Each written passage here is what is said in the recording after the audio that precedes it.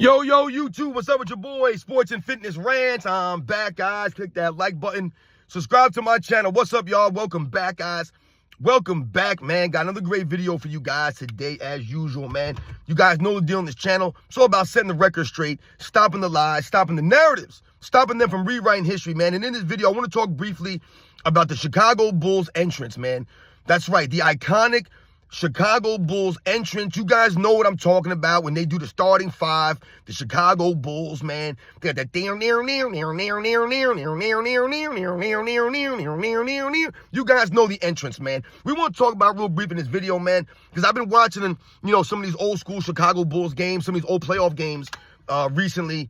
Like I said, just because for the entertainment value of it, like I said, no, not for anything, video-wise or information-wise, just for the entertainment. Like I said, I love watching the old Michael Jordan games and the Chicago Bulls in the playoffs, man. And I've been watching those, and I was like, damn, man, this entrance, man, is so iconic. It's just crazy. Like, everything surrounding Michael Jordan and the Chicago Bulls, it's just iconic from the 90s, man. And that entrance, the starting lineup, you guys know what I'm talking about. We're going to talk about in this video, man, because it's special, man. It really is special to me, man. Just listening to that. I'm going to talk about this video, man. I want to thank you guys, everyone across the world, everyone across the states has been supporting my channel, guys. I am truly, truly humbled, man, for real. It means a lot, man. You guys commenting, sharing your stories with me, you guys emailing me, you guys sending me these videos. And like I said, man, shout out to all you guys, man. If you guys request a video from me and I don't get back to you, forgive me. I try to see your comments. I try to respond and react.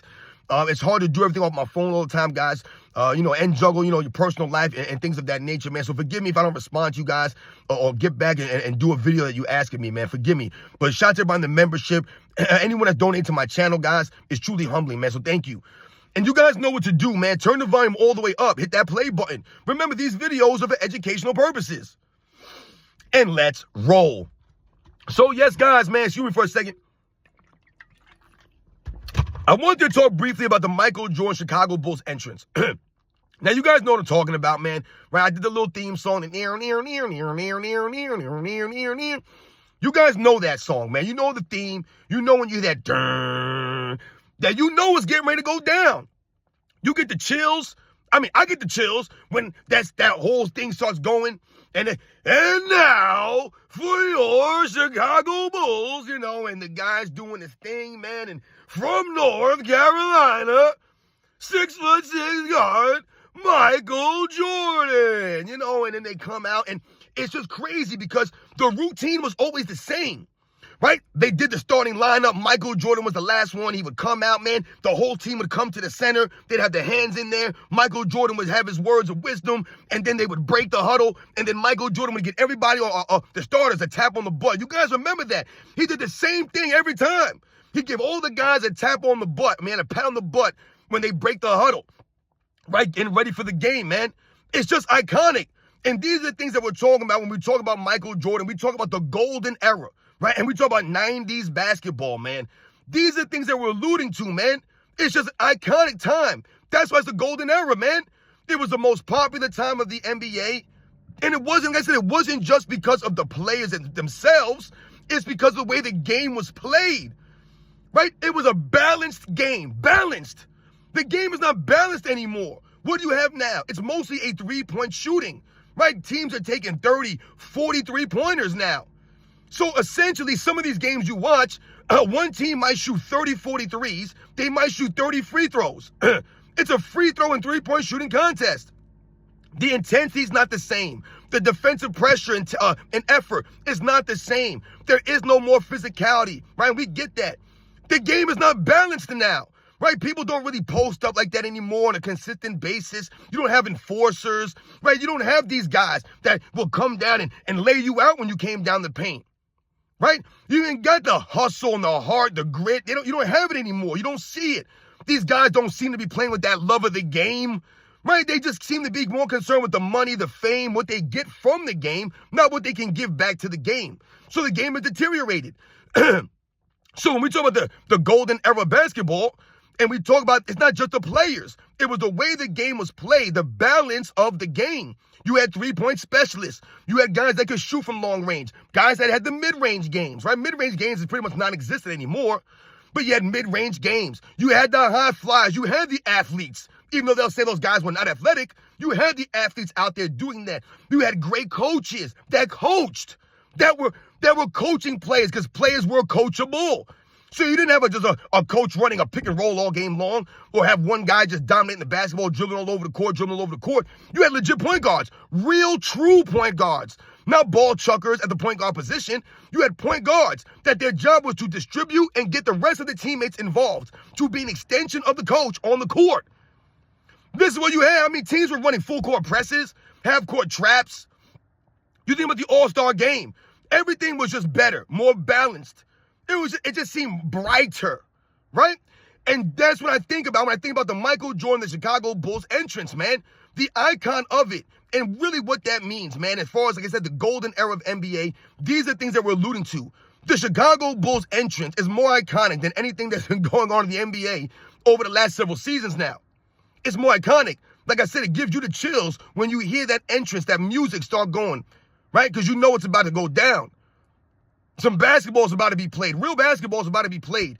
And you're about to see one of the greatest players of all time go out there and put on a show.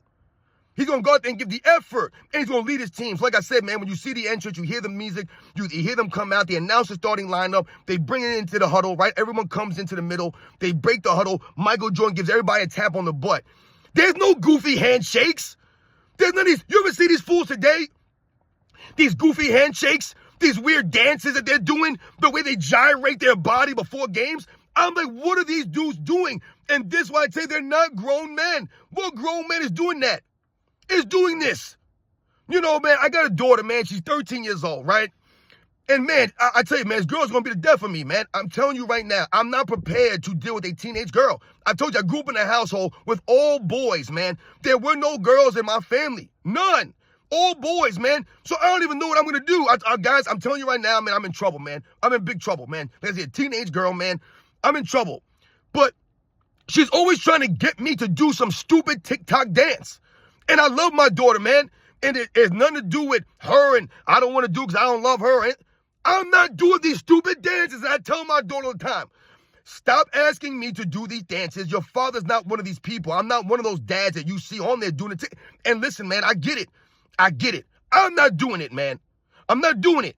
These goofy dances. And I'll let her do the goofy dances and she can show me them. And I laugh and we have a laugh, man, about it. But I'm not doing these dances, man. And I'm not knocking any dad that's going out there doing dances. I'm not saying that you're not doing something right or you're doing something wrong or there's something. I'm not doing it, though. When I see these guys out here on the NBA court and they're doing these weird gyrations, because that's really what it's about for me. Some of these dance moves are inappropriate for me, for my daughter to even be doing or even be talking about. I'm like, how the hell do you even know about these dances? And why are you doing this at 13 years old? But I'm not gyrating my body like that. I'm not moving like that. What do I look like, man? What is this? This is nonsense. And you see these NBA players before games, they got 10 different handshakes. And the problem is that it seems to me, this is what the optics looks like. You spend more time and energy and effort worrying about your handshakes, coming up with these handshakes, inventing these things, and worrying about what you're wearing, these goofy outfits these guys wear, than you are of the actual game. You're not giving the same effort on the court. I mean, how many times you seen LeBron James do some goofy handshake with these guys? He's been doing this for years now. Now, remember the one thing, they're faking, they're taking a picture, they're posing before games? What is this nonsense? I never saw any of the guys in the 80s and 90s do this stupid stuff.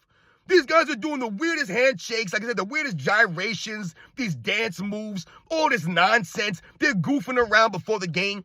The Chicago Bulls, Michael Jordan as a leader, they bring it in, they break the huddle, Michael Jordan pats everybody on the butt, and then it's time to go to work. There's no goofing around. There's no laughing and lollygagging. You're getting ready to play a game. You're getting your mind right. You're focused on the task at hand.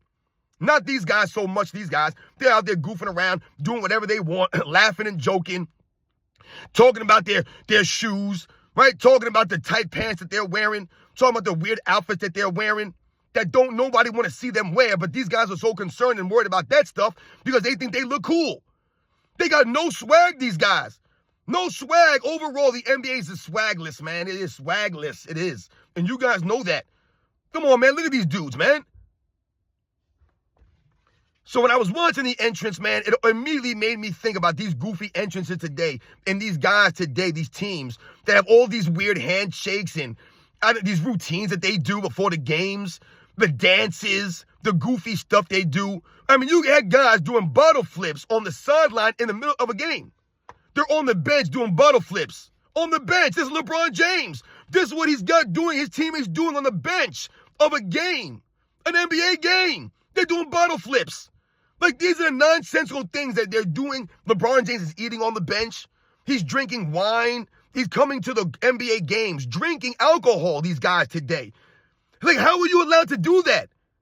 But they'll talk about Michael Jordan has an alcohol problem or a gambling problem. I'm pretty sure LeBron James is the one that clearly has a drinking problem here. Every time you turn around, the guy has alcohol in his hand. He promotes alcohol. He sells alcohol. And he's always got it with him. The only guy that I can remember, maybe I'm wrong about this, that is constantly bringing alcohol, walking into the arena, drinking alcohol. Is that even legal? I don't even think that's legal. But LeBron James does it. Because he knows he's going to manage that game. It's an absolute joke, man. These guys are the same. So something as simple as the entrance, the starting entrance, the starting five for the Chicago Bulls is iconic. Another iconic thing of Michael Jordan, the Chicago Bulls of the 90s, the entrance of the Chicago Bulls. You guys know it, man. You can just close your eyes and you can think about it. You can envision it. You can hear the theme, the music going. Right? Right before they come out. What time is it? Game time. Who? They did the same thing every single game. It's a routine. That's called leadership right there from Michael Jordan. That's how you galvanize your teammates. By giving everyone a job to do and keeping that job consistent, giving them a routine. A routine, guys, is very important for the role players. And the entrance, the routine that they did, man, was no nonsense, man. It got the team ready, everyone on the same page. It got them focused. They wasn't lollygagging and doing all this goofy stuff, man. I mean, look at Michael Jordan, the chalk toss. That's him. That's creativity. That's Michael Jordan. That's the originality of Michael Jordan, man. And LeBron James copies his originality. Because LeBron James is not original. So he copies Michael Jordan's chalk toss. He wears number 23, even though he'll never be 23. He could not come with his own number. This is how unoriginal this man is. It's the icon of Michael Jordan, the Chicago Bulls, the golden era, man. You guys know the deal, man. These are the facts here. You guys go watch it right now. You can pull up a video right now of the entrance, the Chicago Bulls entrance, man. It don't matter which championship team. It don't matter what year in the 90s. Pick any year. It doesn't even matter, man. Michael Jordan, the entrance of Chicago Bulls. And from North Carolina, the crowd gets crazy. Jordan comes out. No nonsense look on his face. Ready to go. Ready to compete. Go out there and give the effort. Back his teammates up. Be a real leader, man. You guys know the deal. I'll catch you guys on the next one.